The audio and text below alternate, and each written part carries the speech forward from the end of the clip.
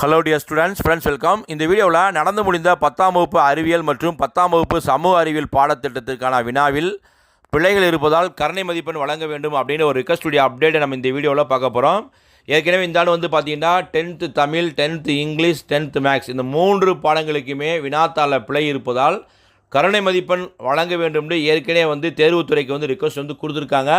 So official answer key வரும்போது எந்தெந்த பாடங்களுக்கு எவ்வளவு மார்க்ஸ் வந்து கருணை மதிப்பெண் கொடுத்துருக்காங்களா இல்லையா அப்படிங்கிற விவரங்கள் வந்து தெரிய வரும். ஸோ அதே மாதிரி தான் சயின்ஸ் அண்டு சோசியல்லையுமே வந்து ஒரு கொஷினை வந்து பிழை இருப்பது கண்டுபிடிக்கப்பட்டு ரிக்வெஸ்ட் வந்து கேட்டிருக்காங்க. ஸோ மொத்தமாக 5 பாடங்களுக்குமே கிரேஸ் மார்க் வந்து கேட்டிருக்காங்க. தேர்வுத்துறை சார்பாக வந்து பார்த்திங்கன்னா அஃபீஷியல் ஆன்சர் கீயை வந்து பப்ளிஷ் பண்ணுவாங்க. ஸோ இந்த அஃபீஷியல் ஆன்சர் கீ பப்ளிஷ் பண்ணும்போது அந்த ரிக்வெஸ்ட்டு எதுக்கெல்லாம் கருணை மதிப்பெண் கேட்டிருக்காங்களோ அதுக்கெல்லாம் கிடச்சிருக்காண்டு அப்போ தான் தெரிய வரும். இப்போ +2 மேக்ஸுக்கும் கேட்டாங்க, கெமிஸ்ட்ரிக்கெலாம் கேட்டாங்க. மேக்ஸ்க்கெலாம் வந்து கிரேஸ் மார்க் வந்து கொடுக்கல, இங்கிலீஷ் மீடியத்துக்கு மட்டும்தான் கொடுத்துருக்காங்க. ஒரு 2 மார்க்ஸ் வந்து கொடுத்துருக்காங்க. கெமிஸ்ட்ரியில் வந்து பார்த்திங்கன்னா கம்பல்சரி 3 மார்க் கொஷினுக்கு வந்து தமிழ் மீடியம், இங்கிலீஷ் மீடியத்துக்கும் கிடச்சிருக்கு. ஸோ 10th வந்து நம்ம வெயிட் பண்ணி பார்க்கணும். ஸோ 10th சயின்ஸ் வந்து பார்த்திங்கன்னா பகுதி 4ல் 34வது கேள்வி தமிழ் வழி கொஷினில் மட்டும்தான் பிழை இருக்குது. ஒரே வெப்ப அழுத்த நிலையில் 3 லிட்டர் O2, 5 லிட்டர் Cl2 மற்றும் 6 லிட்டர் H2 வாயுக்கள் எடுத்துக்கொண்டால் எது அதிக எண்ணிக்கையிலான மூலக்கூறுகளை கொண்டிருக்கும், எது குறைந்த எண்ணிக்கையிலான மூலக்கூறுகளை கொண்டிருக்கும் அப்படி கொஸ்டின் வந்து கேட்டிருக்காங்க.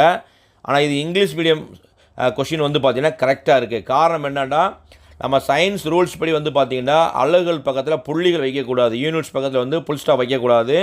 இங்கே 3 லிட்டர் அப்படின்னு ஃபுல் ஸ்டாப் வச்சுருக்காங்க, 5 லிட்டர் அப்படின்னு வந்து ஃபுல் ஸ்டாப் வச்சுருக்காங்க, 6 லிட்டர் அப்படின்னு ஃபுல் ஸ்டாப் வச்சுருக்காங்க. ஸோ கொஸ்டின் பேட்டர்னே தவறு தான், ஓகேங்களா. ஸோ இதற்கு வந்து கருணை மதிப்பெண் வழங்க முடிய ரிக்வெஸ்ட் கொடுத்துருக்காங்க. இதுக்கு வந்து கிட்டத்தட்ட ஒரு 2 மார்க் வந்து கிரேஸ் மார்க் கிடைக்க வாய்ப்பு இருக்குது. அதில் 34 வந்து ஏ கொஸ்டினில் வந்து செகண்ட் கொஸ்டின் வந்து பார்த்திங்கன்னா நவீன அணுக்குழுகையுடைய கோட்பாடுகள். இதுக்கு மேக்ஸிமம் வந்து இதுக்கு 4 மார்க் கொடுத்துட்டு அதுக்கு 3 மார்க் தர்றாங்களா, இல்லை இந்த மாடர்ன் அட்டாமிக் தியரிக்கு வந்து 5 மார்க் கொடுத்துட்டு அதுக்கு 2 மார்க் தராங்கன்னு தெரியல. ஸோ அஃபீஷியல் ஆன்சர் கீ வரும்போது தான் தெரியும் எப்படிலாம் மார்க் வந்து ஸ்ப்ளிட் பண்ணியிருக்காங்கன்ட்டு. ஸோ இந்த ரிக்வெஸ்ட்டுக்கு வந்து கிரேஸ் மார்க் கிடைக்குமான்னு நம்ம அஃபீஷியல் ஆன்சர் கீ பப்ளிஷ் பண்ணும்போது தெரியும். ஸோ ரிக்வெஸ்ட் வந்து கேட்டிருக்காங்க. மேக்ஸிமம் இந்த கொஸ்டினுக்கு கிடைக்க வாய்ப்புகள் இருக்குது.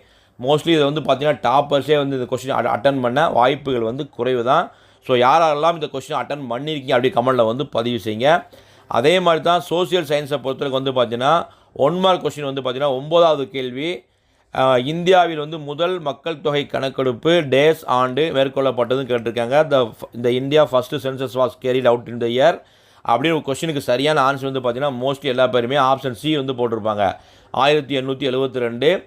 ஆனால் லார்டு மேயோ என்பவர் வந்து பார்த்திங்கன்னா அதிகாரப்பூர்வமற்ற முறையில் தான் 1872 வந்து மேற்கொண்டிருக்காங்க. ஆனால் அதிகாரப்பூர்வமான முறையில் 1881ஆம் ஆண்டு ரிப்பன் பிரபு வந்து முதல் மக்கள் தொகை கணக்கெடுப்பை வந்து நடத்தியிருக்காரு. ஸோ 2 ஆப்ஷனுமே கரெக்டு. ஸோ இந்த 9th கொஸ்டினுக்கு ஸ்டூடெண்ட்ஸ் வந்து எந்த விடை எழுதியிருந்தாலும் 1 மதிப்பெண் கொடுக்கணும்னு ரிக்வெஸ்ட் கொடுத்துருக்காங்க. ஸோ அன்பார்ந்த மாணவ மாணவிகளே, இந்த ஆண்டு 10ஆம் வகுப்பு பொதுத் தேர்வில் 5 பாடங்களுக்குமே பிழை இருப்பது கண்டுபிடிக்கப்பட்டிருக்கு. ஸோ எந்தெந்த பாடங்களுக்கு கிரேஸ் மார்க் கேட்டிருக்காங்களோ கிரேஸ் மார்க் கிடைக்குமாண்டு இன்னும் ஓரிரு நாட்களில் வந்து 10th அனைத்து பாடத்திற்குமே அஃபீஷியல் ஆன்சர் கீ பப்ளிஷ் பண்ணுவாங்க.